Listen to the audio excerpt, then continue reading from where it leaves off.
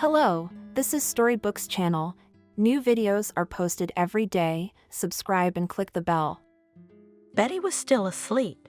She had come home late the night before and said something about a friend's birthday party, though no one had asked her where she had been, but for some reason it seemed important to justify herself. Probably she remembered those times when her husband thought she was an ordinary girl who had no money or connections, but they were attracted to each other. Oh, those days are gone. Liam, as usual, took a contrast shower, wiped himself thoroughly with a towel, and began the most unpleasant part of his awakening. He leaned closer to the mirror, scrutinizing his reflection. This morning ritual had always been difficult for him, with fear. In fact, the tension grew with each passing year. Suddenly you will click the first marks of time on your own attractive face. What then? Good looks are everything, Liam used to say. True, it usually referred to work, because not fresh wrinkled flour is difficult to sell. You have to dodge to make them look freshly cut, but recently he more and more often repeated this simple truth in relation to himself. People are like flowers too. You have to work hard to keep them young and beautiful. Liam looked at himself again and grinned at his mirror double. Not bad, perhaps. He had bought another day against time. Good job, Liam. Way to go. Of course you can't hide your age. 40 is 40, and it's hard to look like a reverent young man, but it's for the best. After all, boys without mustaches are not trusted, neither in work nor in relationships. Even girls, yesterday's schoolgirls proudly declare that they like older men, but right, older, it is in their understanding smarter, more reliable, well, and with money, of course. In general, quite a reasonable choice, a man in his prime. Here he is in the pair itself. All the features of his face have retained clarity without becoming coarse. The contours are in order. The color of his face is fresh. This is, of course, the merit of an excellent beautician, but he himself is also good. Regimen, discipline, and zero indulgence to himself, that's it, the secret of his youth. Does not drink. Forced himself to say goodbye to cigarettes, plus a healthy diet, good sleep, and regular exercise. Sometimes, of course, you want to send all that correctness away. Eat a lot of junk food, drink a beer. You can't. His job is to look good, so healthy lifestyle, beautician, and of course, hairdresser. At the thought of the latter, Liam pulled himself a strand of hair to assess the condition of the roots. Yes, his freshly chalked hair had already grown out. It was time to visit the hairdresser. The usual, Liam? Lauren chirped. To her, and only her, Liam trusted his hair for the 5th year. Don't ask, Lauren, you know better than I do. He answered, giving the barber one of his most charming smiles. Just don't overdo it, okay? It should look natural, like you've been sunbathing on the beach and your hair is slightly burned out. Remember? I remember, my good man, I remember. Lauren ruffled his hair. Let's start with a deep clean. What's up, sweetie? He waved his hand tiredly. Oh, Lauren, how can I be doing with a job like this? Those who claim it's easy to live off women are either brazen liars or simply don't know what they're talking about. He considered his job to be one of the most difficult in the world and was ready to argue about it with anyone who disagreed. For some reason, everyone thinks that being married to a wealthy, well-groomed lady is Jack's sweat of a lifetime. But Liam knew very well that these ridiculous rumors were spread by those who didn't know the real truth. Liam's wife Betty was wealthy. She had her ex-husband to thank for that, who had not gotten greedy in the divorce, and beautiful enough for her advanced age. But Liam, being with such a lady, who provided him with an excellent paying job, lived in eternal fear that if he got bored with his beautiful wife, she would easily replace him with someone else, which meant that he would fly out of her luxurious apartment penniless. The prospect is hurtful and humiliating, so whether he wanted it or not, Liam found himself included in the pursuit of attractiveness. Cosmetologists, massage therapists, fitness trainers, all of this has long been a familiar, albeit expensive, part of his life. But external attractiveness is not enough. Liam has learned how to give beautiful compliments without repeating himself. He perfected the art of love and even learned to watch with his wife her favorite melodramas, and still, every day he began with anxiety for the future, which was uncertain as well as the present. They say teenagers are driven by hormones, and that's why they have a bad temper, nasty to the extreme, but 17-year-old Thomas was an unusual teenager. At least that's what Helen, a charmingly slutty neighbor of about 35 who was despised by all married women, always told him. Mainly, of course, for the fact that it was she, the shameless and promiscuous Helen, that their husbands looked up to. The arrival of shameless Helen in their house was a real event. No one wanted to miss it, and the neighbors poured into the yard under various pretexts. Someone pretended that he urgently needed to wash his car, someone that it would be good to dust the carpets. Others just sat down on benches to chat and exchange news, but it was all just an act. In fact, everyone wanted to know what the new neighbor looked like, especially since rumors were spreading at the speed of light in their tiny town. Some noticed the strange woman in the store, others saw her strolling along the waterfront. So far, everyone knew only one thing: the stranger was young, beautiful, and excitingly lonely. At any rate, everywhere she appeared alone. When it turned out that the empty apartment on the second floor was finally rented out, no one had any doubts about who would move in. Thomas had only seen such a frenzy during the May holidays, when neighbors gathered all over the world, first at dachas for shish kebabs, and then for parades. Then people were just as concentratedly scurrying back and forth on the stairs, wives shouting something to their husbands from the balconies, and husbands crowding around, discussing important matters, how much meat and booze to take to the dacha to be sure to have enough. Thomas never thought that such a pre-holiday fuss could arise in quite, as it seemed to him, prosaic reasons, like the arrival of a new neighbor. But first of all, the furniture was being hauled by some men who didn't look like movers. Their clothes were too neat, and it was clear from their conversations that they were just helping their good acquaintance. Secondly, the new neighbor came in a tiny turquoise-colored car, with some intricate airbrush on the doors, whether paradise was depicted there, or just some tropics, the ocean shore, the setting sun.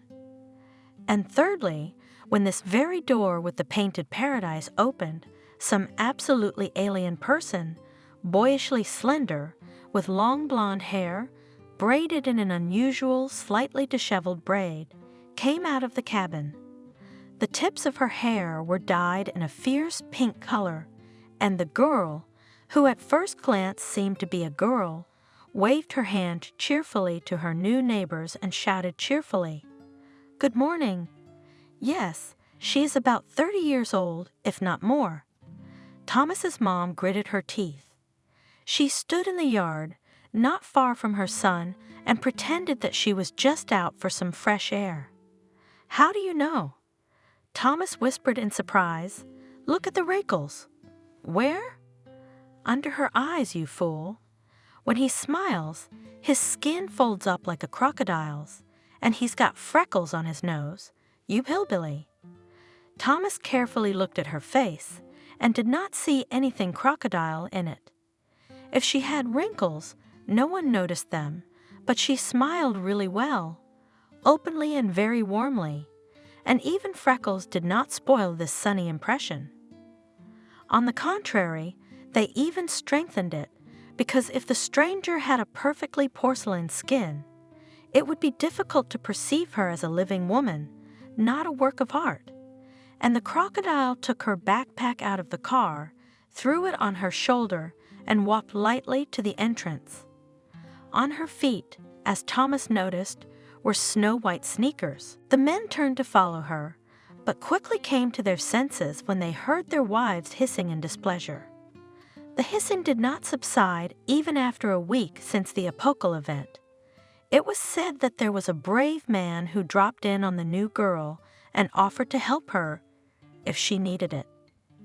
The pretty neighbor politely thanked the brave man and offered him a cup of tea and crumpets, but then some neighbor appeared on the landing. In a minute the wife of the desperate was already here, and the neighbors behind the locked doors listened for a long time to the shrieking and selected swear words. The essence of them, of course, was to censure unscrupulous women who had no husband and could not have one, and therefore offered tea to other people's spouses. They also censured men's malleability and promiscuity, because of which any lousy goat is ready to exchange his faithful and respectable wife for the first girl he sees. The scratch marks on the daredevil's face, as well as the impressive black eye, served as a warning to the others for a long time. The new neighbor did not comment on the situation, which made her even more famous as a brazen seductress. All that was learned, the name of this mysterious person was Helen, and she was apparently unmarried. There were different rumors about her. Someone said that shameless Helen in her youth was a prostitute and from the elite, and by 27 and 30 accumulated a hefty sum, which will allow her to live to old age without needing anything. This version was especially liked by women because it allowed them not to envy the neighbor, but to treat her with some leniency. Others assured that she still had some super-rich patron who gave her a decent monthly allowance. This version was less common, if only because there had never been any super-rich patrons in their town, and if there had been, they would have preferred to send their favorites away from here to avoid being the subject of gossip. But as was usually the case, no one knew for sure. The human hive was buzzing, inventing more and more crazy versions. The degree of hatred was rising, and it seemed to Thomas very strange. After all, Helen behaved very modestly, never once even tried to flirt with other men's husbands. But when going to the store, she always asked her neighbors if they needed anything. When a lonely neighbor, retired Betty, broke her femoral neck and spent almost a month in the hospital, it was shameless Helen who visited her with bags of goodies. And she also took to the veterinary clinic a stray backyard cat that had been seriously mauled by dogs. The cat needed surgery, and Helen paid for it without saying a word, and then took the poor cat to herself. Thomas, then a 16-year-old boy, observing the discontent of neighbors, only marveled. Why were they so unfair to this beautiful and kind woman? Especially women were fierce about it, and after thinking about it, Thomas came to the conclusion that it was all about ordinary human envy. Their house, their neighborhood, although considered one of the most prosperous in the city, but in fact there lived the most ordinary people. Women who were young and had first love got married at the age of 18 or 20.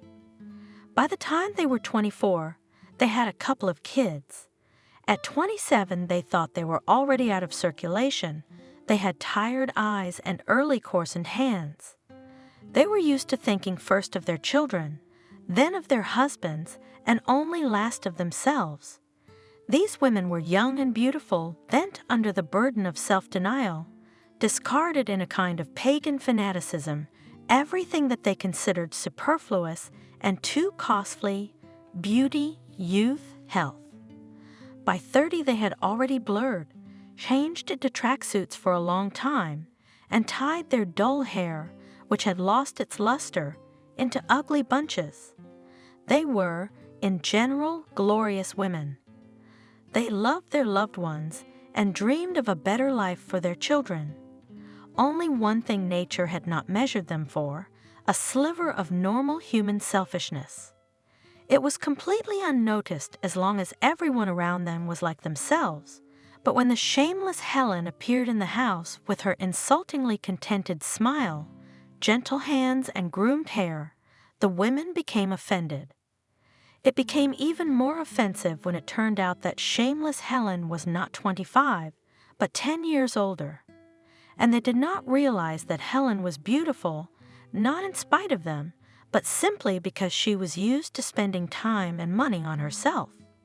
Helen wore youthful clothes, and the most unpleasant thing was that they suited her. Helen had no children or nephews, and when tired young mothers dragged their sleepy children to kindergarten, Helen walked her French bulldog Curabier on a leash, and Helen never carried poodle bags from supermarkets.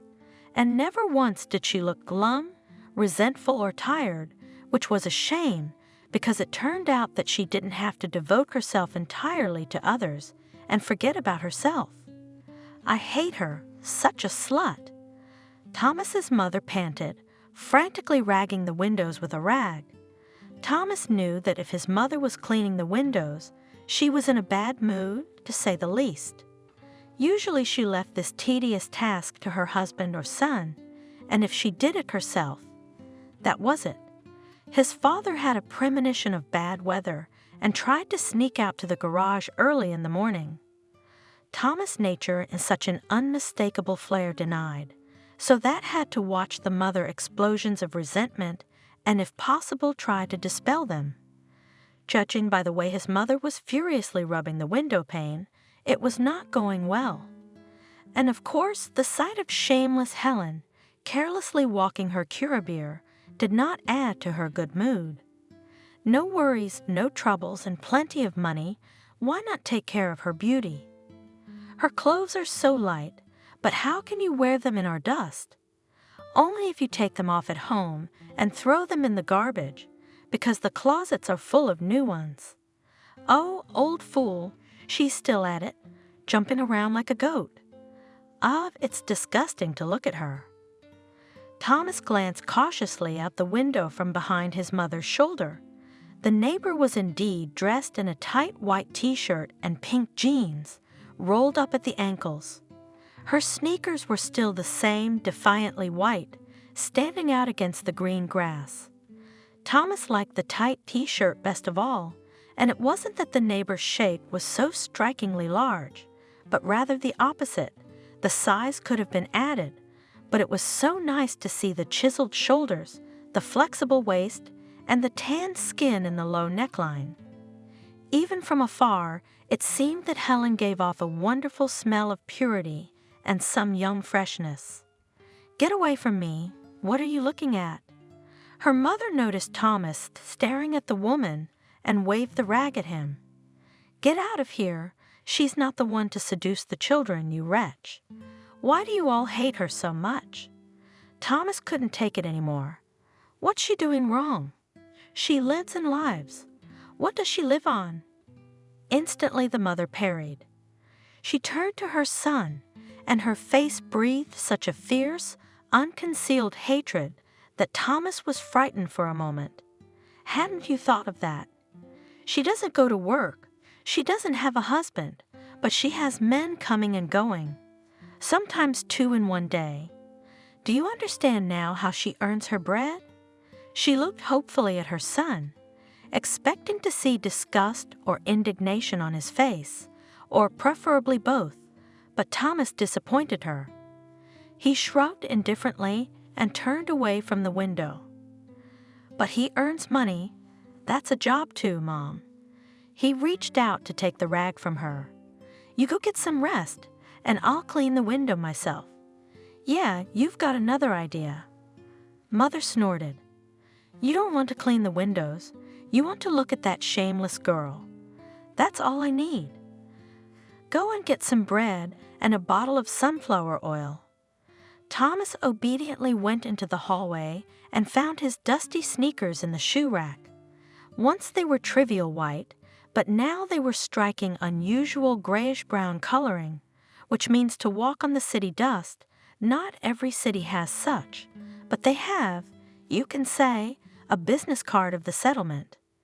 Thomas slowly walked down the stairs, thinking about the conversation with his mother, about how little interesting things happen in their town if a pretty woman becomes a subject of increased and aggressive attention at the same time. And most of all, he thought about the white t-shirt of his neighbor. He wondered how she managed to wear white in this beastly dust. With Helen, he bumped into her right at the very entrance. Kurabir looked up at Thomas with bright, round eyes and yapped in greeting. "Hello, Kurabir," said Thomas, and bent down to pet the funny little animal. He wanted to say something to his mistress, but he wanted to say something witty, something that would surprise her or make her laugh, but nothing came into his head, so he had to limit himself to mumbling. "Hello. Hello, Thomas," she smiled warmly. "Aren't you going to the store that way?" He brightened up. "Can I get you anything?" "If you say the word, I'll be right back." "Get me some salt," the woman asked. "Let me give you some money now." No. Thomas was getting restless. "I don't want money, but if you offer me tea, I'll take it." "Then I've already offered it," she answered, and in Thomas's ears, these words sounded like wonderful music. He never heard Helen, amazed at the speed with which he had sprinted out of the entryway, muttered. If, of course, it was safe to do so, but Thomas was flying on wings to the store, thinking only that in 20 minutes he would be having tea with the most charming woman he had ever seen in his 15-year life. On this occasion, he made a promise to himself that from now on and forever he would consider himself lucky. He would get what all men from 14 to 90 could only dream of, and maybe even today would be the end of his childhood, because if his mother was telling the truth, Thomas was not a slacker on vacation, and he had worked almost all summer as a courier, so his savings could be enough, if, of course, she agreed. At the mere thought, his heart rate was giving out in such a way that Thomas seriously feared he would collapse unconscious right in front of Helen's apartment door. His palms were getting traitorously damp, and his back was already wet with sweat.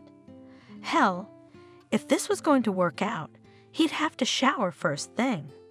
He rang the bell. Helen opened the door immediately, and Thomas was stunned to see her in her house clothes. His mother, like the mothers of all his friends, wore bathrobes at home, or at best some shapeless pajamas, which they proudly called homemade suits. Such suits looked good only on the day of purchase, and then on mannequins, and on ordinary women thin jersey, emphasized all the imperfections, loose hips and weeping, lost elasticity belly. And the neighbor was wearing a beautiful blue with a white ruffle sundress, tied at the waist with a beautiful blue ribbon. Her hair was carelessly pinned at the back of her head, leaving a few strands of it loose around her face. Where did she come from? "I brought you some salt," Thomas stammered. At the thought that everything forbidden, adult, would happen now, everything inside him froze. Helen smiled and stepped aside to let him into the apartment. I had already set the table. In the hallway at the feet of the guest, rolled out from somewhere a fat, funny-looking Kurabir. Thomas, blushing painfully, followed the hostess into the kitchen. Once inside the coveted apartment alone with this vicious, jubilant woman, he was completely confused.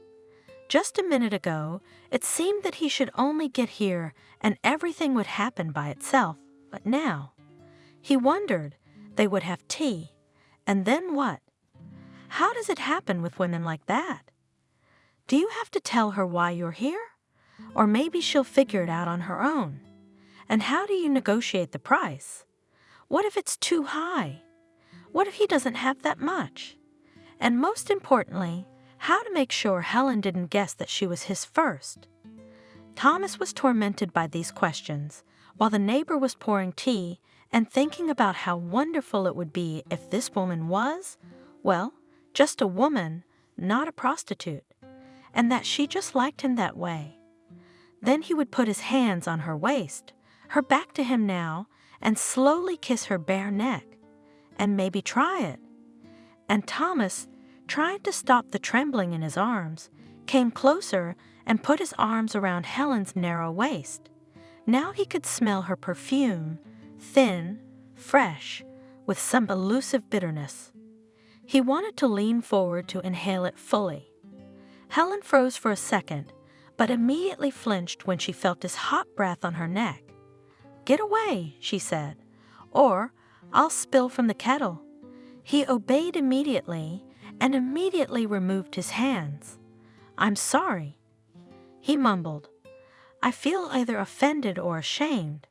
It's just that people say that about you. That I'm a prostitute and men come to me."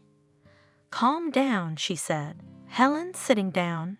"I know, sit down." Thomas sat down and picked up a cup. Helen's tea was special too. It smelled of some strange herbs and familiar lemon, and for some reason a little chocolate candy. "It's not true what they say," he said. "Gossip, they always lie." The woman shrugged. "But men do come to see me," she said without the slightest embarrassment. "Only they have a different interest in me." Thomas looked at her with interest. Slowly his composure returned. "Do you really sell moonshine?" he asked in surprise. Helen laughed. Her teeth were like pearls, large, even, shiny. "No, Thomas," she said. "I'm a dressmaker. I make men's suits. I used to work in an atelier, but I make more money this way. Would you like to see? Come on."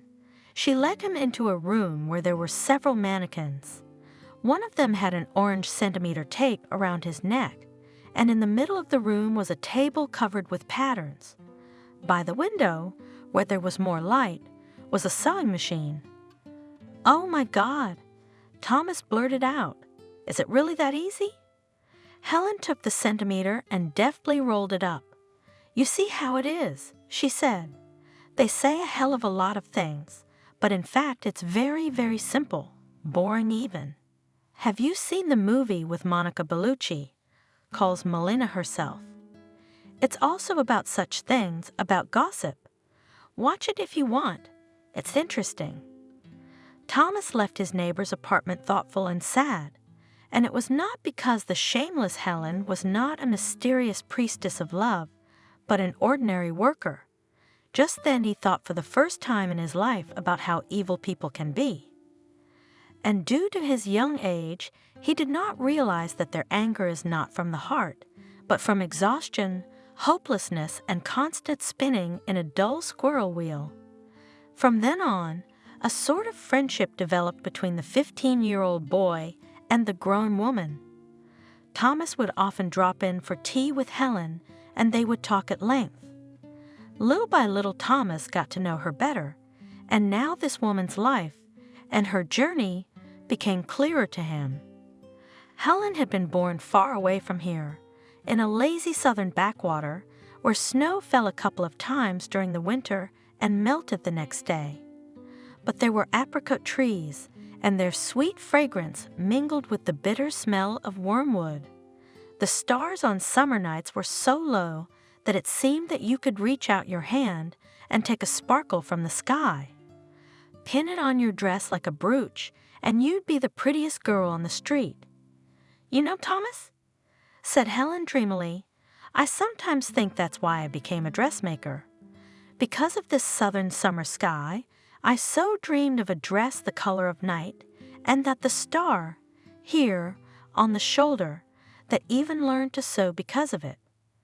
The girl lived with her parents and grandmother, and then at her disposal was a small house with a front garden. Just her grandmother with age became hard to bear the heat, and then her parents decided to move her to the dacha. It was cooler there after all. In order not to leave the old lady alone, they moved there themselves, especially since Helen was not alone after all. Across the street lived her father's cousin, Uncle James and his wife, Aunt Clara, and their countless brood of 17 to 2-year-olds. At first, Helen found it a little scary to spend the night and to live it all alone in an empty house, but little by little she got used to it, and then she liked it. After all, there were many advantages to being free. In time, Helen even began to be proud of the fact that she was now, you could say, quite an adult, even living separately from her parents and not reporting to anyone where she went and what time she would return home. Moreover, there was always somewhere to go. You could go to visit any of the neighbors and sit up late talking. Or, if your soul wanted silence and solitude, you could take a walk along the seashore. And just during one of such walks, Helen met her lion. It was late fall, she recalled, and it was windy, the sky was dark as before a storm, seagulls were scurrying back and forth, shouting at them. And suddenly I saw him sitting on the rocks, long, curly, and thin, as if he hadn't eaten for a month. His eyes were big, you couldn't see from the light. His eyelashes were so long and thick, you could paint pictures of him, and he was a romantic, reading a book, and the wind was ruffling the pages. It's not true what they say, he said. Gossip, they always lie. The woman shrugged. But men do come to see me. She said without the slightest embarrassment, only they have a different interest in me. Thomas looked at her with interest. Slowly his composure returned. Do you really sell moonshine? He asked in surprise. Helen laughed. Her teeth were like pearls, large, even, shiny. No, Thomas, she said. I'm a dressmaker. I make men's suits. I used to work in an atelier, but I make more money this way. Would you like to see? Come on. She led him into a room where there were several mannequins. One of them had an orange centimeter tape around his neck, and in the middle of the room was a table covered with patterns. By the window, where there was more light, was a sewing machine. Oh my God, Thomas blurted out. Is it really that easy? Helen took the centimeter and deftly rolled it up. You see how it is, she said. They say a hell of a lot of things, but in fact, it's very, very simple, boring even. Have you seen the movie with Monica Bellucci, calls Melina herself? It's also about such things, about gossip. Watch it if you want. It's interesting. Thomas left his neighbor's apartment thoughtful and sad. And it was not because the shameless Helen was not a mysterious priestess of love, but an ordinary worker. Just then he thought for the first time in his life about how evil people can be. And due to his young age, he did not realize that their anger is not from the heart, but from exhaustion, hopelessness, and constant spinning in a dull squirrel wheel. From then on, a sort of friendship developed between the 15-year-old boy and the grown woman. Thomas would often drop in for tea with Helen, and they would talk at length. Little by little, Thomas got to know her better, and now this woman's life and her journey became clearer to him. Helen had been born far away from here, in a lazy southern backwater where snow fell a couple of times during the winter and melted the next day. But there were apricot trees, and their sweet fragrance mingled with the bitter smell of wormwood. The stars on summer nights were so low that it seemed that you could reach out your hand and take a sparkle from the sky. Pin it on your dress like a brooch, and you'd be the prettiest girl on the street. You know, Thomas, said Helen dreamily. I sometimes think that's why I became a dressmaker.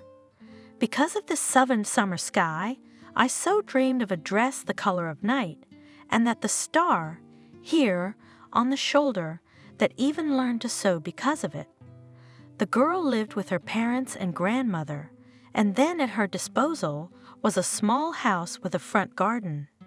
Just her grandmother with age became hard to bear the heat, and then her parents decided to move her to the dacha. It was cooler there after all. In order not to leave the old lady alone, They moved there themselves, especially since Helen was not alone after all. Across the street lived her father's cousin, Uncle James and his wife, Aunt Clara, and their countless brood of 17 to 2-year-olds. At first, Helen found it a little scary to spend the night, and to live it all alone in an empty house, but little by little she got used to it, and then she liked it. After all, there were many advantages to being free.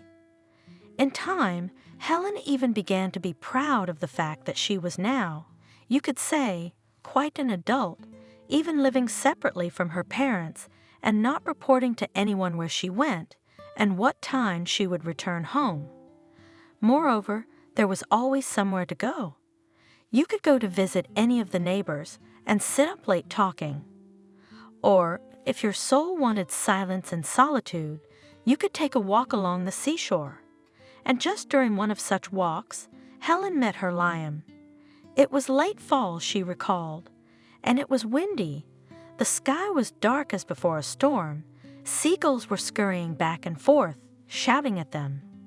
And suddenly I saw him sitting on the rocks, long, curly and thin, as if he hadn't eaten for a month. His eyes were big. You couldn't see from the light. His eyelashes were so long and thick. You could paint pictures of him, and he was a romantic, reading a book, and the wind was ruffling the pages. I thought he was reading poetry, but he looked at me and smiled. And that's when a 17-year-old girl fell in love for the first time. As always, at that age, without thinking, without calculating, and it seemed forever. I thought it was the end of my freedom as a girl. What kind of freedom is there when you're in love like that? Only to get married. Liam, however, did not share her zeal. It seemed to him that Helen's ideas about life were too simple and uncomplicated. The boy was ambitious and decided that his place was in the big city. "That's where the future is, Helen," he said, kissing his beloved's flaxen hair. "We can't stay here. We'll be like Uncle James and Aunt Clara." "Is that what you want?" Helen shuddered at the words. Uncle James was a frail man, barely over 40, but looking a shabby 50. Alcohol and lack of demand were to blame. He'd once worked at a horse club, and no one was better at getting along with any horse, even the most stubborn. He taught kids to ride and was paid handsomely for his skills. But then one of the local bosses bought the club and offered Uncle James to teach riding to his fat friends. Uncle James couldn't bring himself to accept.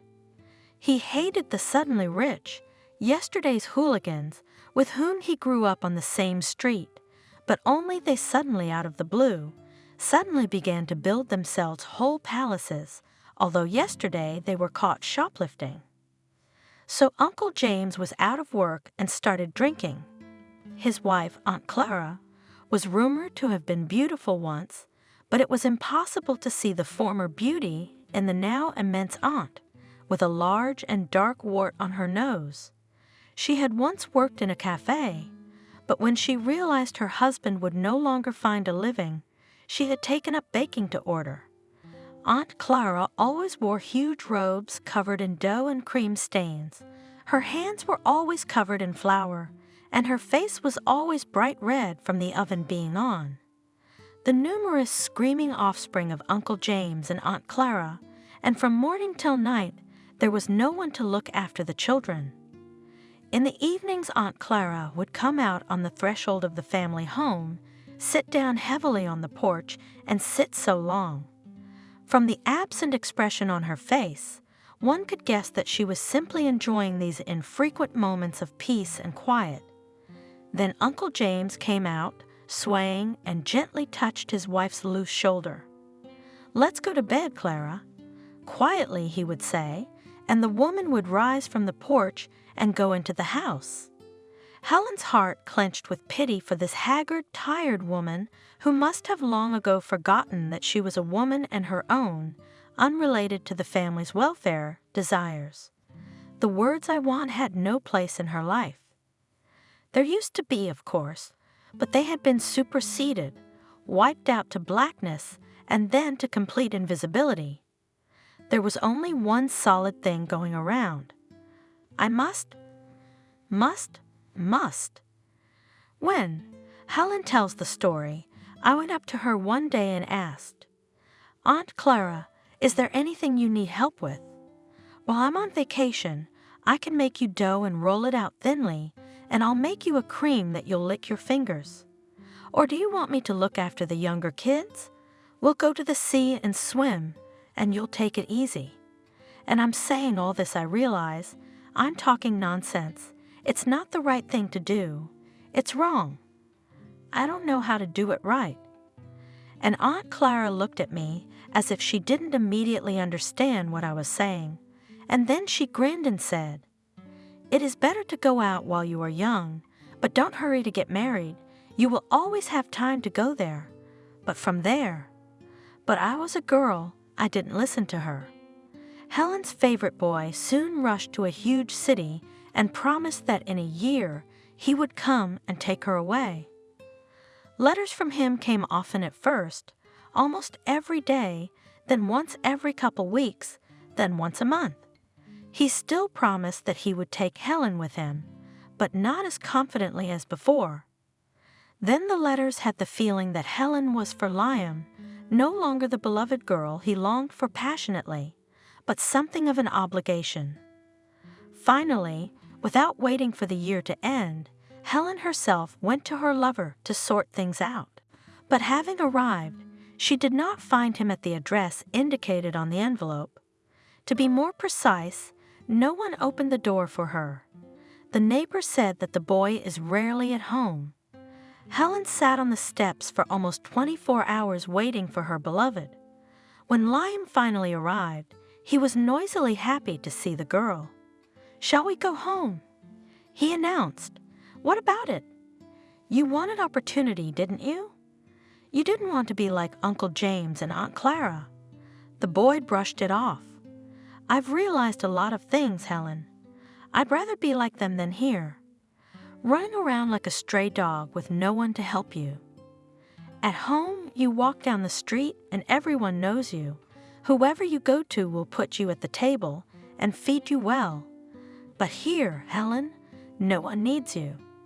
And people here are strangers, cold. You look like they're dressed well and don't talk stupidly, but their eyes are empty, like glass.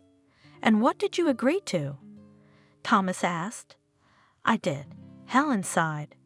"And we went back to our streets, to our acquaintances, to Aunt Clara and Uncle James, married almost immediately."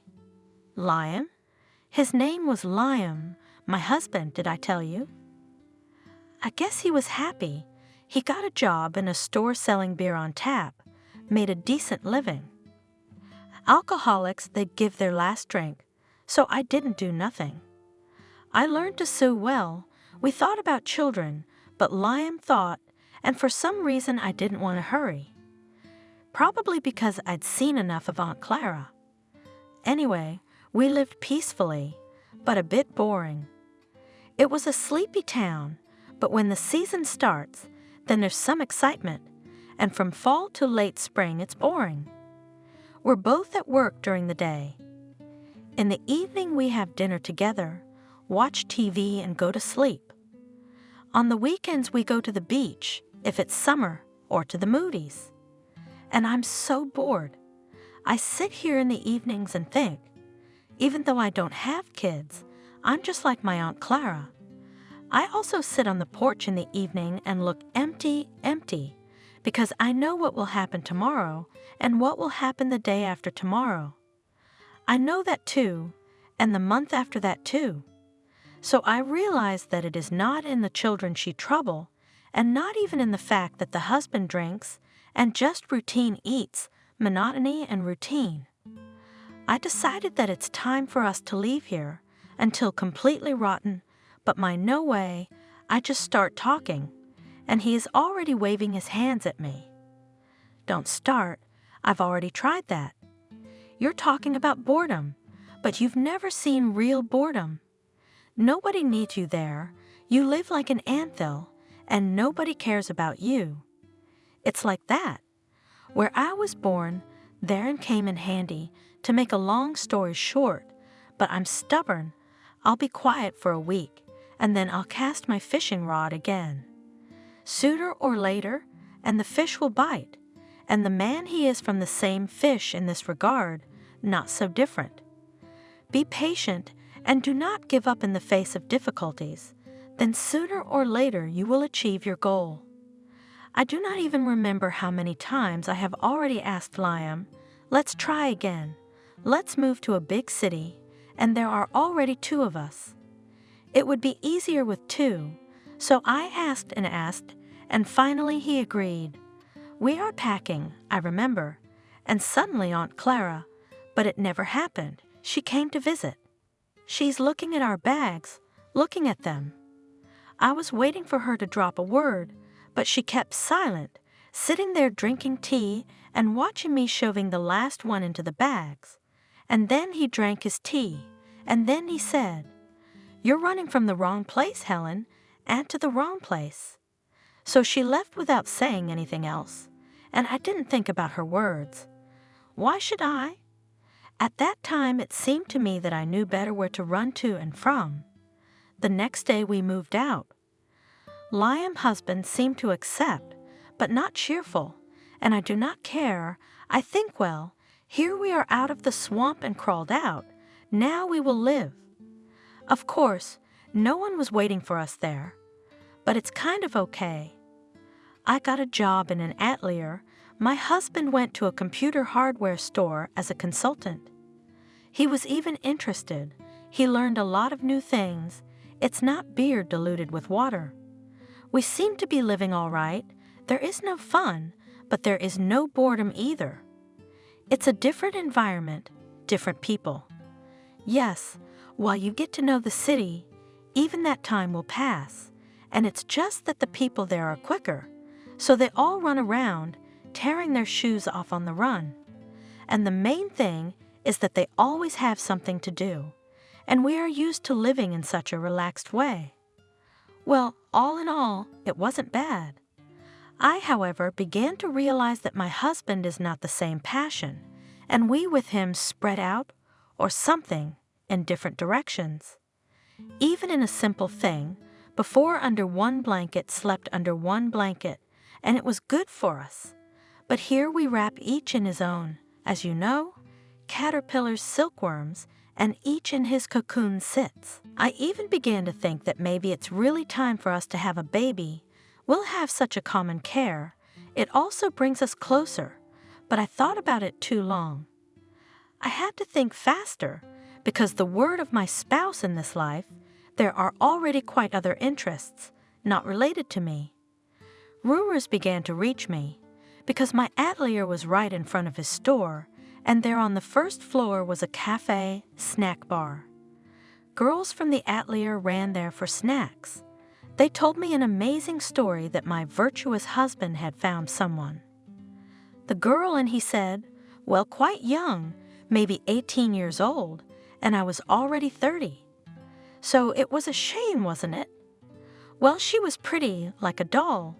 I saw her. Her face was narrow, but her eyes were half her face and blue.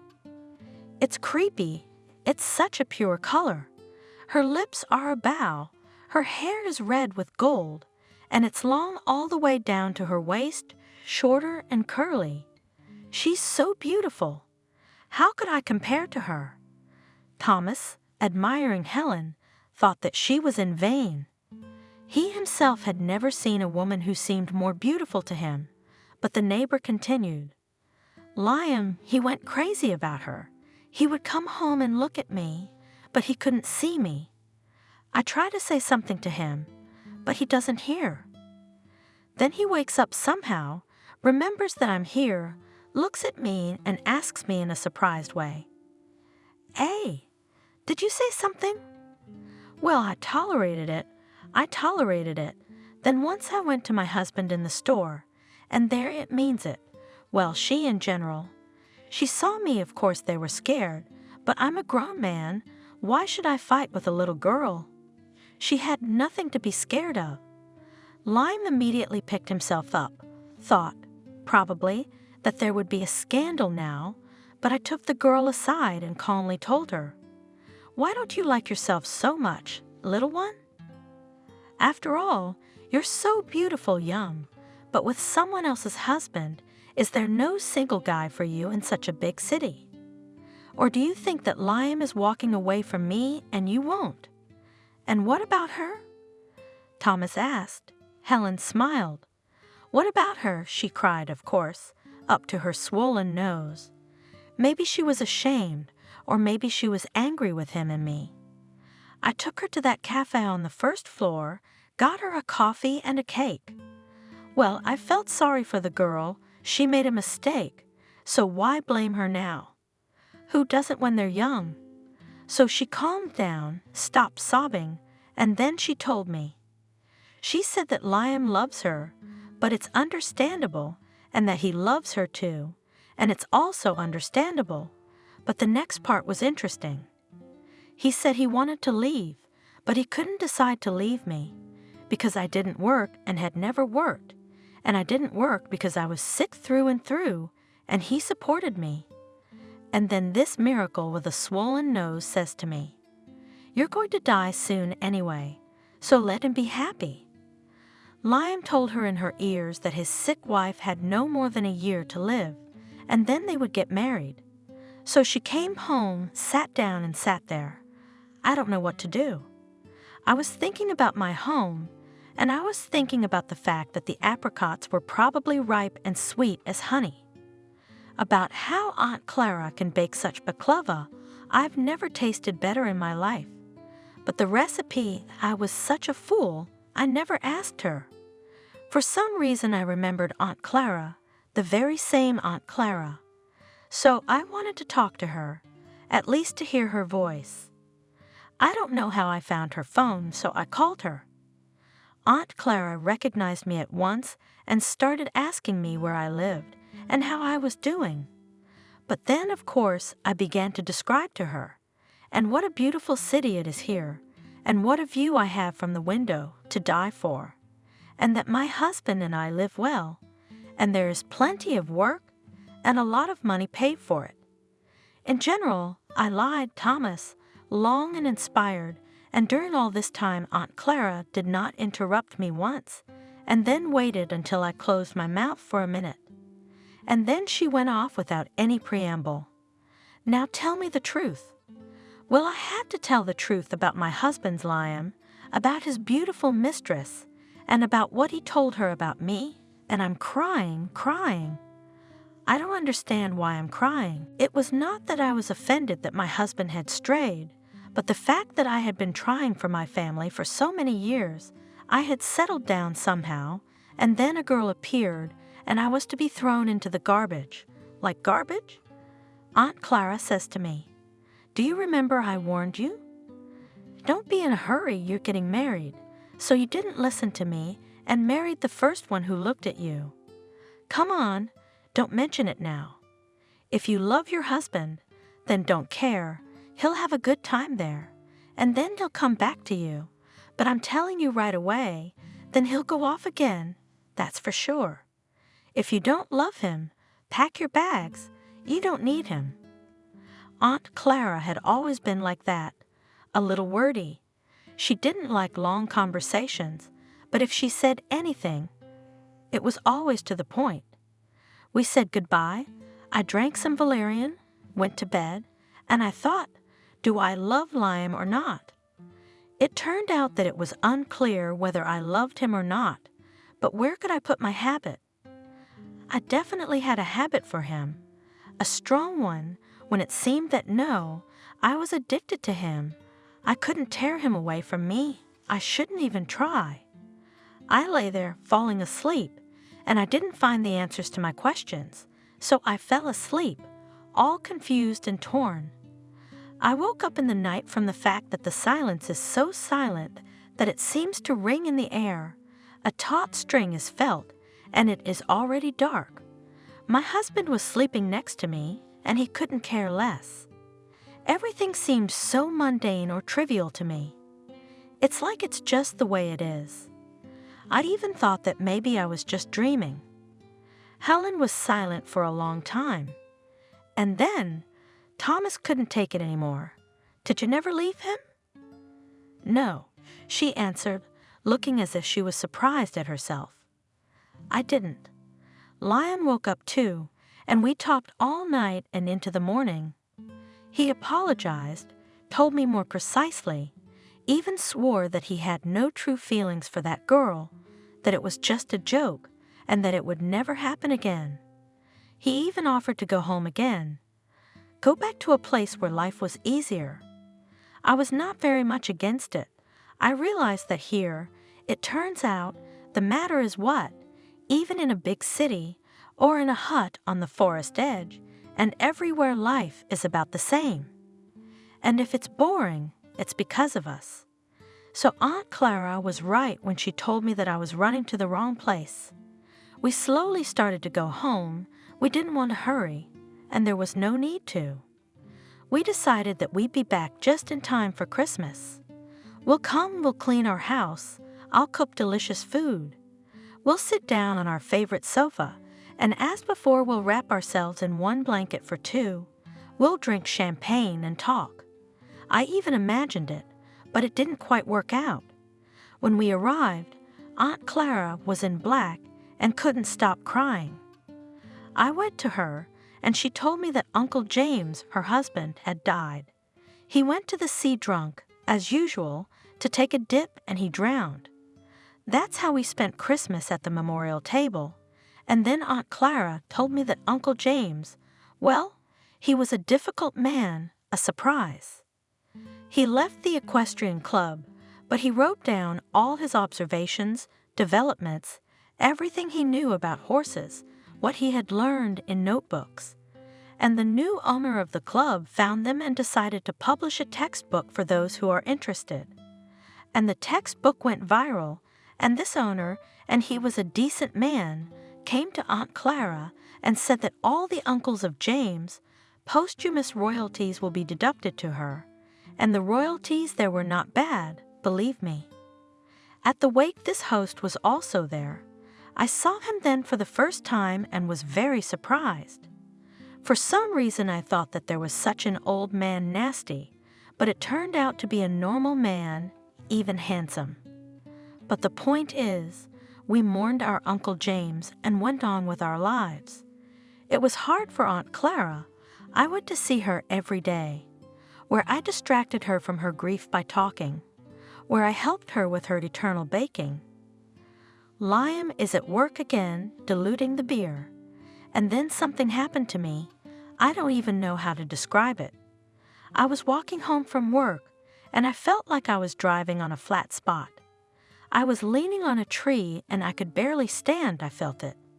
No, it's hard to stand. My head was spinning. The whole world was spinning in my eyes. I couldn't resist. I felt hot, even though the weather was cool that day, and I felt like I was standing under a hot shower. Then I sat right on the curb and tried to breathe deeply. Sitting was also difficult.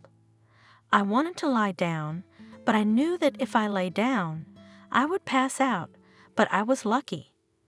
I saw a neighbor walking by, and he came running up to me, so scared. "Helen, are you ill? You look pale.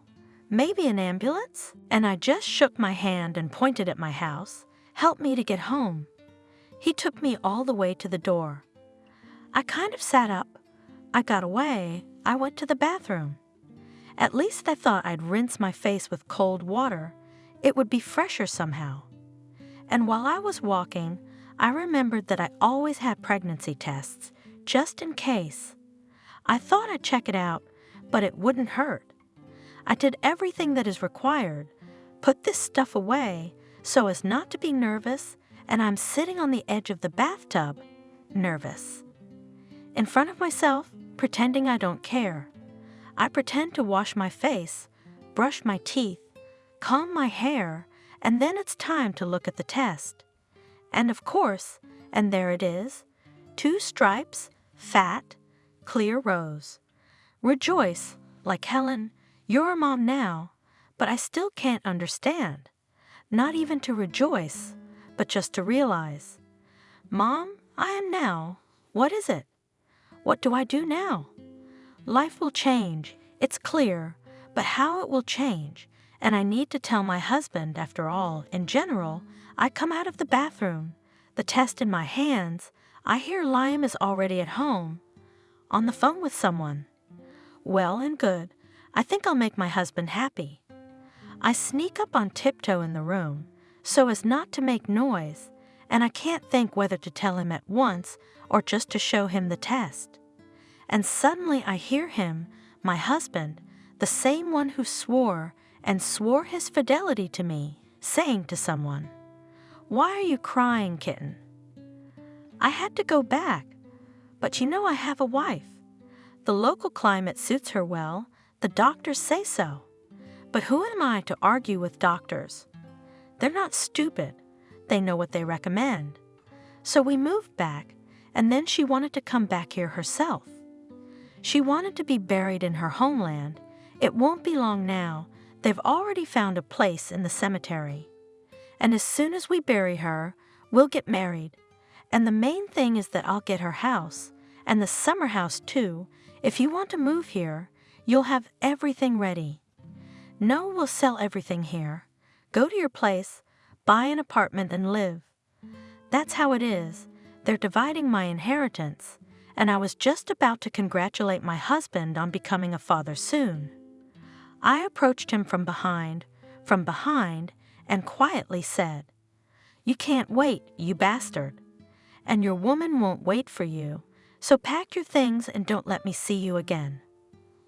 Liam jumped at my words. He's standing there with eyes like round, evil eyes. "You've got it all wrong. I'll explain everything." "It's not true at all. You've heard it all." I didn't say that, and my eyes are running around, looking for something to grab onto. So he's standing there, shaking, afraid, and I'm laughing. Funny and light and easy, as if a huge stone had been lifted from my soul. I was even grateful to him for the setup. He finally took a breath, looked me in the eye, and smiled ingratiatingly, like a cat, which caresses, and he was thinking how to steal meat from the table. "Well, Helen, why did you forget all the good things at once? Have you fallen out of love with me?" That's when I realized I don't love him anymore. I don't love him anymore, and I felt so good. I'm standing there laughing, and I'm thinking, how happy I really am. I have a good job. I've got a place to live. I've got a child on the way. I've got rid of a scoundrel of a man. How bad is that? Anyway, I look at him silently, but inside I'm happy, and he suddenly says to me, "You've drunk my blood enough, and now you want to leave me without it? No way. If you want to go, go, but I'll stay here."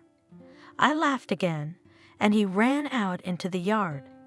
I thought he was gone, but no, I was wrong. I hear footsteps. He goes into the house again, comes back with an axe in his hands and says to me, "Go away, or I'll kill you right here." And he looks so determined, but he's not giving or taking. And I was scared. I told him quietly, Liam, quietly, "I understand you." And I tiptoed past him, on my toes along the wall, and then I ran out of the house. Right across the street, I ran to Aunt Clara. She was about to go to sleep, but when she saw me, she fell asleep. She didn't make any noise, though. She's not that kind of person. She wrapped her shawl around me and said, "My pie is still hot." She brought me to the kitchen, gave me tea, and I told her everything, and about the pregnancy, and how I overheard the conversation, and about Lion with an axe. I've never been so scared in my life as I was then, and it seems to realize that he has no rights to this house, that it is necessary to go to the police. But I'm afraid, I think, well, they will kick him out of my house, and what then? Stay locked up and keep my nose to the street. Maybe he'll find me somewhere with an axe, and then you won't be able to find the end of it. You'd have to prove it was him." Aunt Clara listened to me, and then she said, "All right, you'll stay with me for a while. Now go to bed, and then we'll see what to do." So I did. In the morning I woke up, and it was so strange. My whole life had turned upside down, and the morning came as if nothing had happened. The sun is shining in the sky, the birds are chirping. I got up and my head was empty. I can't live at Aunt Clara's forever, so should I go to my parents? But then I realized that I can't go to them, I can't scare them with my problems, and I can't stay here forever either. I decided to live like this for a couple of days, and then I'll figure out what to do and how to do it. And so the day passes, and in the evening I was surprised directly. Well, not a day without surprises. I didn't have time to recover from one shock, new miracles. I'm in the kitchen, Aunt Clara roll out the dough, and suddenly I see through the window, as a car to my house, and a girl comes out of it. She has her back to me. I cannot see her face, but the fact that I can see it is enough for a conclusion. She was a tall girl, red-haired, the same girl Liam was dating at the time, and Liam came out of the house all dressed up to meet the lady. Aunt Clara just looked out of the window, sneered, and said nothing. Then the cream knocked down, and I did not know whether to cry or laugh because of Liam's impudence. And so a day passes, too, and the beautiful girl does not leave. Yes, moreover, she comes out of the house in my road to meet Liam from work. They go for a walk, and I see she's wearing a familiar dress, mine. I don't know why she needed it. She didn't look like a beggar. Aunt Clara looked at this red-haired wonder of nature once, twice, and then she winked at me and said, "What a fool your Liam is. You found yourself an old woman with bling." I was stunned, I said. "What are you doing, Aunt Clara? She's young." And Aunt Clara said to me, "You understand that my senior doctor does plastic surgery on all kinds of women who want to look young. So this young woman of yours is a regular client of my surgeon. My daughter came to visit, complained about this woman, showed her pictures. She said, 'Mom, guess how old she is?' I then also decided that maybe 20 years old, and my daughter enlightened me and said, 45, Mom, she already has grandchildren growing up, and she's still 20 years old wants to seem. Her son looks older than her." I couldn't believe my ears. So this fairy has a grown-up son and grandchildren too. Aunt Clara is trying to kill me, she continues, and her ex-husband is also familiar to me, not distant. He is the owner of the local equestrian club. Here I was almost ready to faint. Miracles indeed. It was necessary for my Liam to choose such an interesting specimen as his mistress. And he says to me, "You do this. Go to your parents, and I'll talk to the owner of the club. Let him influence the former and your Romeo." I was hesitant, but then I decided to go, decided that I would not say anything to my parents, just pretend that I came to visit, and that's it. I thought I would live in nature, breathe fresh air. I didn't expect more. But I didn't know my parents well. They bought a dacha so ruined, you can't look at it without tears. I thought I'd come and see my dad fixing something there, and my mom growing cucumbers and tomatoes. Aha, so I come, and they have a paradise there, and the seashore from the window you can see, and their garden all blooming and fragrant. There are armchairs in the garden, a hammock for Grandma, a swing for Mom. Father even arranged a fountain himself and launched fish there, gold ones. Grandma, then in the hammock swinging, reading books, then stands up and goes to feed the fish. But that's not all. My grandmother's neighbor, a cottage dweller, decided to marry her. A noble man, a scientist, studying butterflies. Grandmother, of course, as a decent girl immediately does not agree, but the eyes that builds and look into the visit invites. I laughed and laughed at them, and I was amused. They are so nice, touching, cute. After all, grown-up people and even not young already, but so much trepidation, as if, well, here is the first love they have. A gentleman used to come to my grandmother's house in the evenings, and he took care of her like that. That today's men would learn from him. Then a basket of apples to bring her, then peaches, then bring honey tasty something, and a bouquet, of course. And not store flowers, half dead ones, but real field flowers. If you take them in your hands, you'll be dizzy. They're so fragrant. Every day he collected flowers for his beloved, and his grandmother set a table in the garden, a teapot, beautiful cups from the service, jam, dried goods, buns, beauty. They sit in the garden late at night, talking about art, about painting. Our elderly young man reads poems to his grandmother, then they walk along the alleys or go to the sea. He holds her hand gently, and the grandmother in a wide-brimmed hat, barefoot along the shore. I looked at their romance like, I don't know, like an interesting movie. You can't tear yourself away. You're wondering what's going to happen next. Well, 3 days passed and I had to go back, and I had the most interesting reasons for it. One morning, a dark gray SUV stopped right outside our fence. The owner of it turned out to be the owner of the equestrian club that the late Uncle James hated so much, but he turned out to be a decent man. So he came up to me, even bowed, introduced himself a little. My name's Brian. He's all dressed in a suit and tie, and I'm just like people at the dacha, dressed in what I can't afford, with no makeup on. Even my hands are smeared with berry juice. I was picking for jam, but it was as if he didn't notice anything, and I was treated as if we had met him at some reception. He says to me, "You, Helen, can go back to your home and live there in peace without fear. Neither your ex-husband nor Betty will ever bother you again. If you'd like, I'm ready to take you back right now." I didn't believe him, so I told him to take me back. So he drove me back to the house, and there's Mommy. Not just no ex, there is also all the minor repairs made, platbins on the windows painted, in the kitchen a new stove stands, and a small room under the nursery is remade, a crib, toys. So I thought, Aunt Clara, what kind of connections do you have? And Brian takes my hand and says quietly, "I want to apologize for my ex-wife Betty. We separated a long time ago, and she probably got tired of being alone, so she started looking for a life partner. Don't be angry with her if it's in your power to do so, especially since, as I understand it, you and Liam have already broken up." I nodded, and I waited to see what would happen next.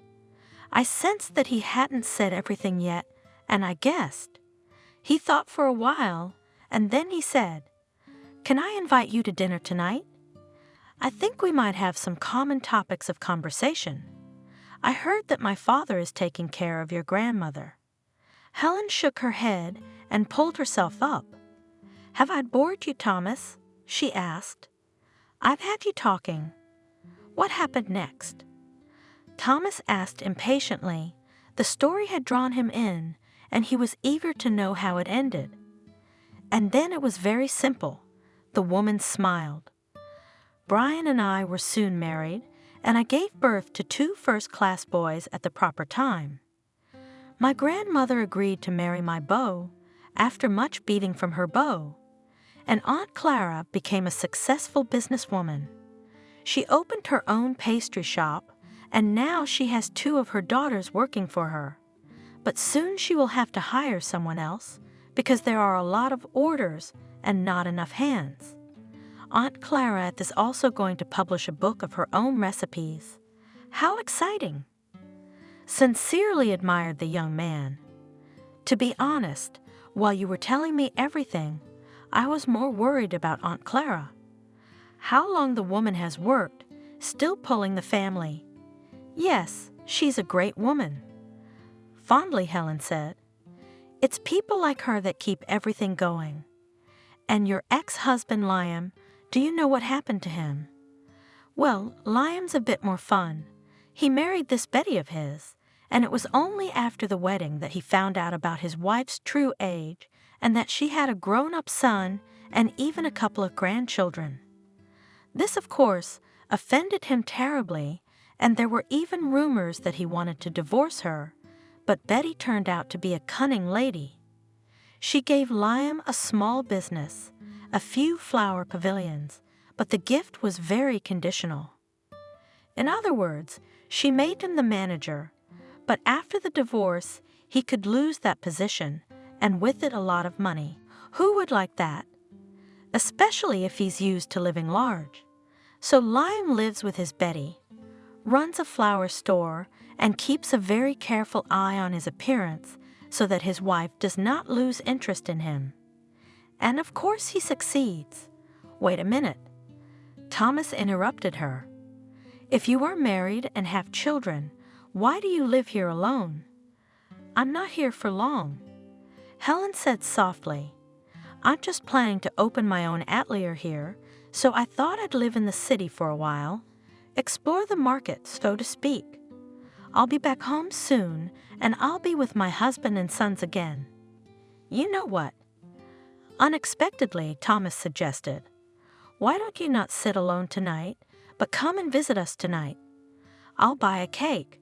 We'll drink tea and talk. Come on. Helen even choked a little from surprise. Thomas, do you really think your mother or anyone else in this house will be happy to see me? They don't know you at all. He said judiciously. That's why they're not happy. But if they knew how kind and simple you are, they'd love you and you'd make a lot of friends. The woman shrugged. It won't work, Thomas. I'm going home tonight. Thomas nodded silently and regretfully. He tried to imagine the town Helen would return to, and the picture was dreamy. He saw apricot trees and the seashore. He smelled the smells of wormwood and pastries from Aunt Clara's pastry shop. I'd like to come and visit you someday, he said. May I? Sure. She was delighted. You'd be very welcome. On the way home, Thomas stopped by the beauty parlor. Now he knew exactly where to spend his summer money. Did you want a haircut, young man? The pretty blonde at the information desk asked. No. He shook his head. Tell me, can I buy a certificate from you? When he got home, he made his mother pull away from cleaning and took her into the kitchen. This is for you, Mom. He smiled and handed his mother a dainty brown and silver envelope. It's a certificate to a beauty parlor. You can get your nails done, your hair colored, and these other things. What are they? Spa treatments. Mother looked at the envelope. How much money did you spend on such nonsense? She muttered.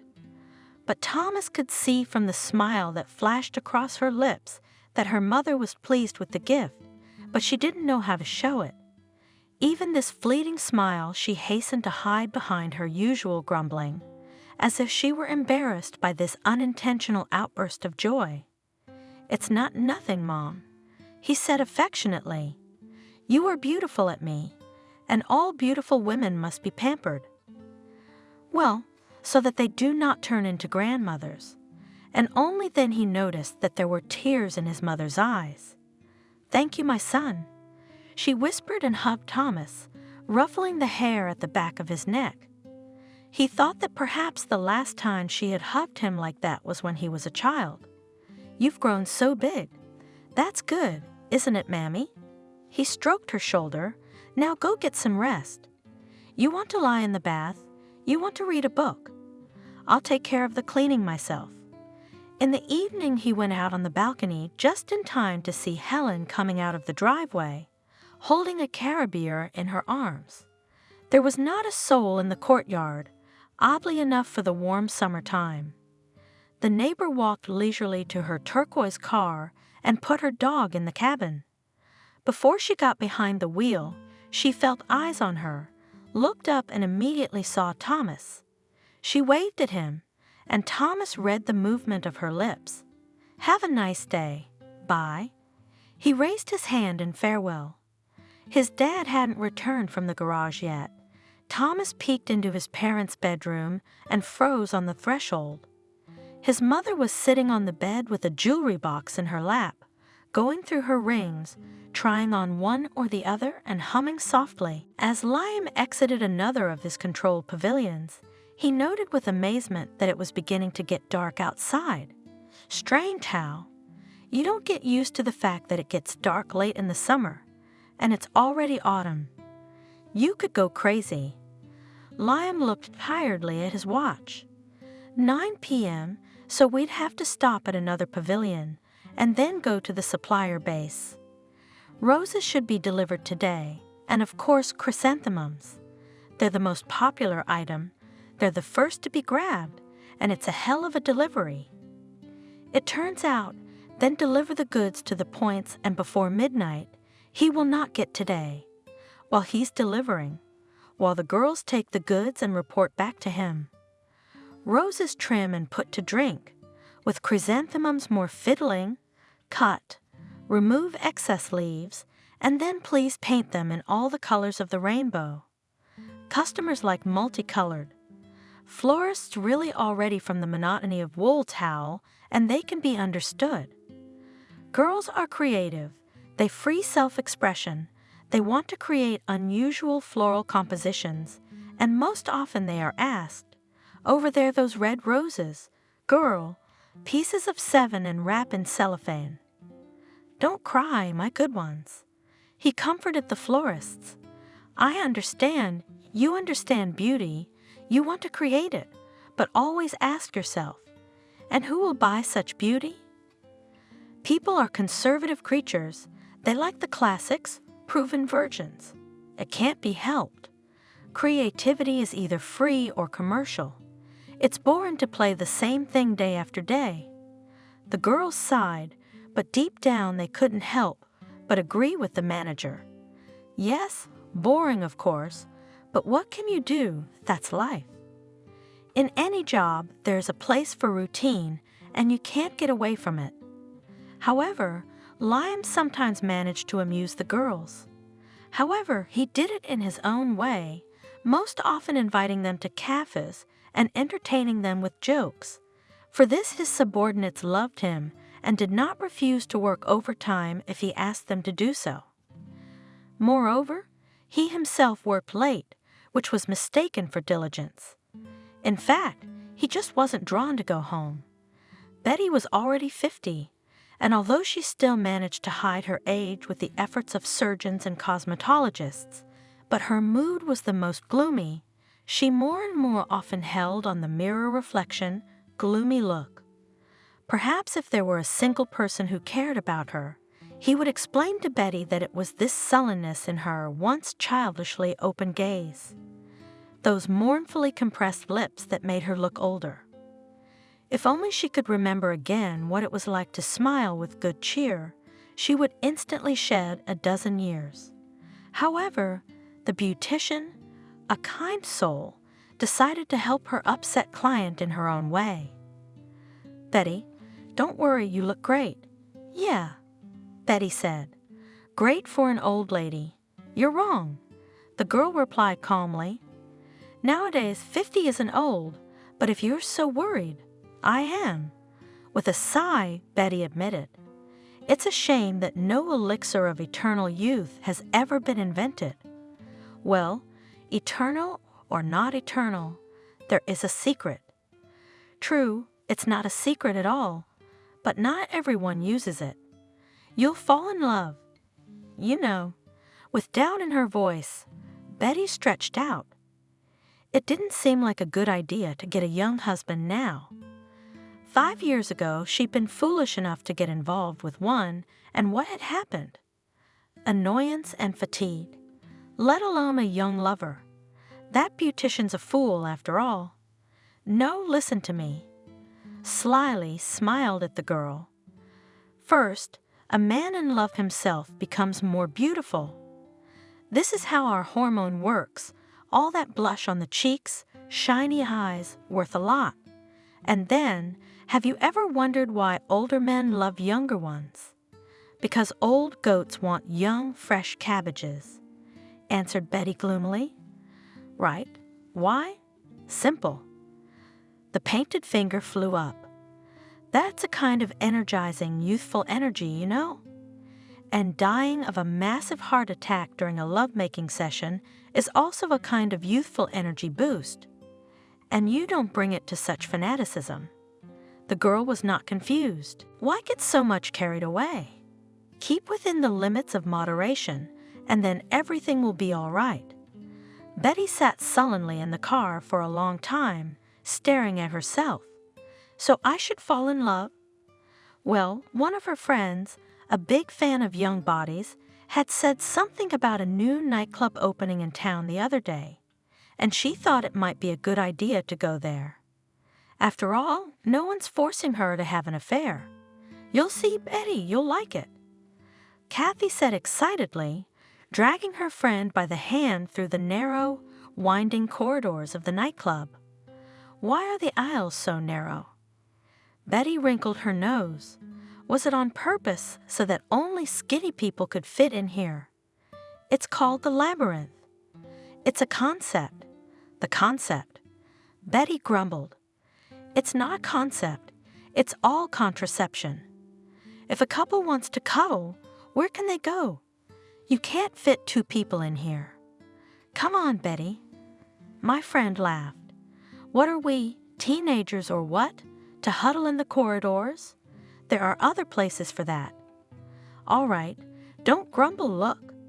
At last the entrance to the common room loomed before them.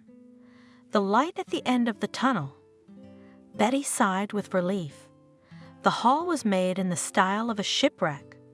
Coral and countless shells dotted the walls. Sea waves splashed on the screens disguised as portholes, and colored schools of fish swam by from time to time.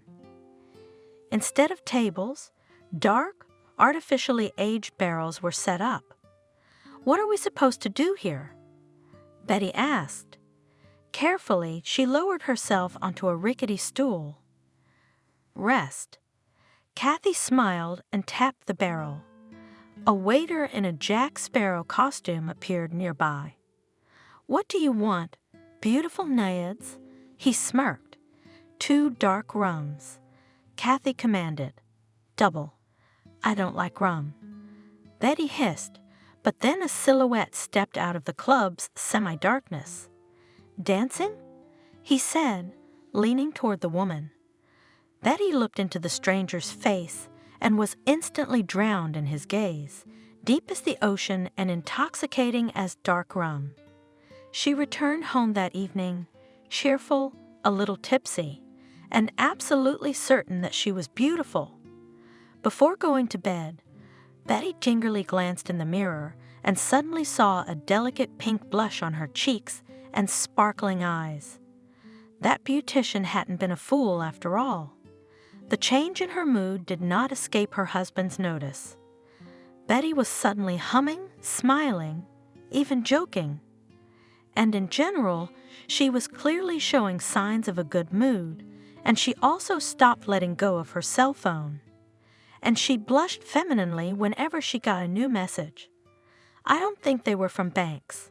She had a lover. Liam thought and noted that, in fact, he almost didn't care. It was bound to happen sooner or later, and in general, it was not a disaster.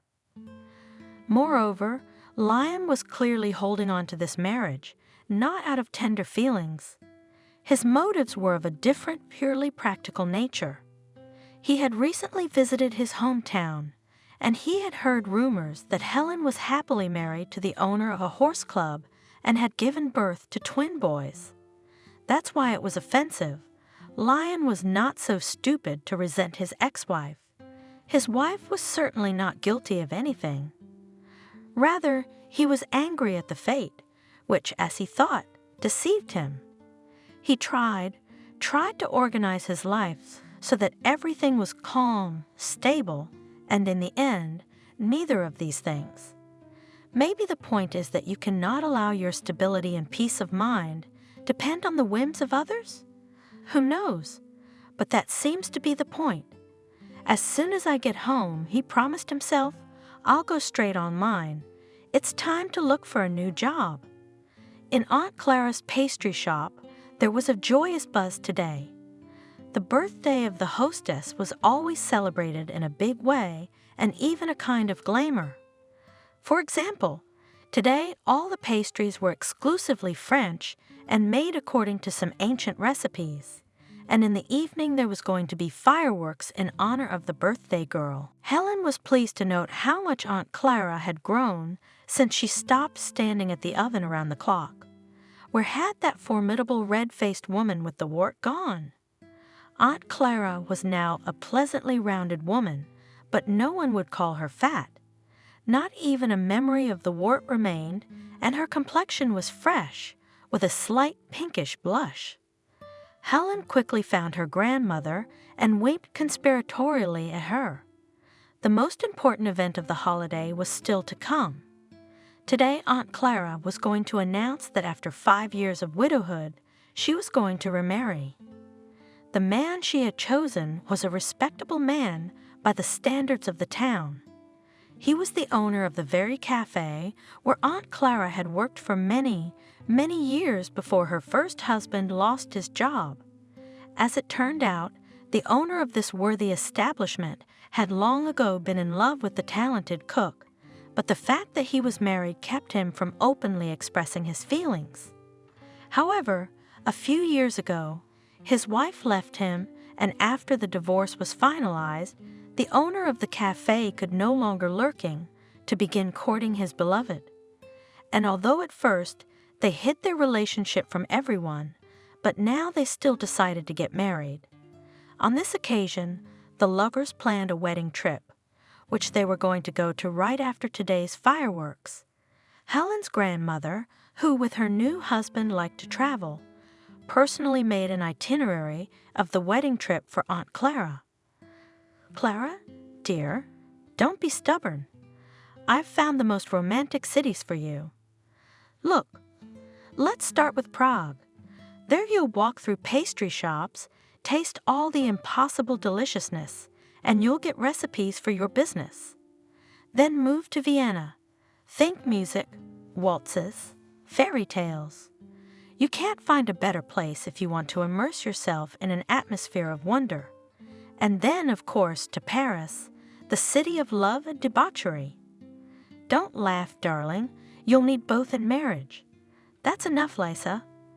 Aunt Clara Plunkett fears not to hear this outrageous chatter. But Helen knew her grandmother. If she wants to say something, it will be impossible to stop her. Clara, do not show off. I know what I'm saying. And after Paris, Venice. Here you'll find all the romance you want. Canals at night, gondolas, pigeons, and all sorts of stories about Casanova, who, thank God, lived in a different time. After that, you can go home and get to work. Helen looked at the night sky. Very soon fireworks sparks like magic flowers would blossom in it. And most importantly, another happy fate would be formed today. Why just one? 2. Aunt Clara and her lucky fiancé and her children and grandchildren would surely be happy too. They all loved Aunt Clara, their precious, wise mother and grandmother, and of course wished her happiness. Happiness is every man's dream, something for which he overcomes difficulties day after day, for which he works and finds the strength to move on, even when it seems that there is no strength even for one step, and it comes to us in different ways. Aunt Clara deserved her happiness, and it came to her grandmother by itself, and to her, Helen. She thought about it and realized that she didn't know the answer to that question. Is it necessary to know it? The main thing is that all is well with her,